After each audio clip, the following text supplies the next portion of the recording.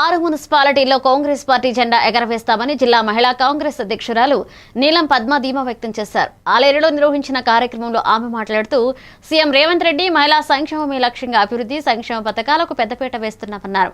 మహిళలకు ఆర్థిక సామాజిక భద్రత కల్పించే దిశగా కాంగ్రెస్ ప్రభుత్వం పనిచేస్తుందన్నారు. రానున్న మున్సిపల్ ఎన్నికల్లో మహిళలు ప్రజలు కాంగ్రెస్ పార్టీని ఆదరించి గెలిపించాలని ఆమె పిలుపునిచ్చారు. నియోజకవర్గంలో ఉన్న ఆలేరు మున్సిపాలిటీలో మనం ఉన్నాము. 1వ వార్డు కౌన్సిలర్ సునీత శ్రీనివాస్ రెడ్డి గారి చేతి గుర్తు మీద ఓటు వేయాలని ఈ రోజు మేము ఇక్కడ ప్రచార కార్యక్రమం నిర్వహిస్తున్నాము.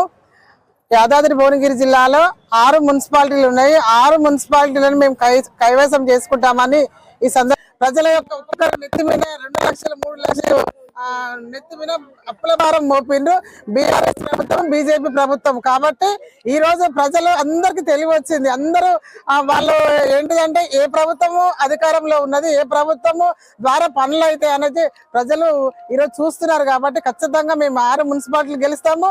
ఈ ఆలేరులో ఉన్న 12 వార్డులకు 12 వార్డులు గెలిచి ఆ చైర్మన్, గుట్టా చైర్మన్, ఆలేరు చైర్మన్ మేము కైవసం చేసుకుంటామని ఈ సందర్భంగా తెలుస్తున్నాం. యాదాద్రి భువనగిరి జిల్లా ఆలేరు నియోజకవర్గంలో ఉన్న ఆలేరు మున్సిపాలిటీలో మనం ఉన్నాము. 1వ వార్డు కౌన్సిలర్ సునీత శ్రీనివాస్ రెడ్డి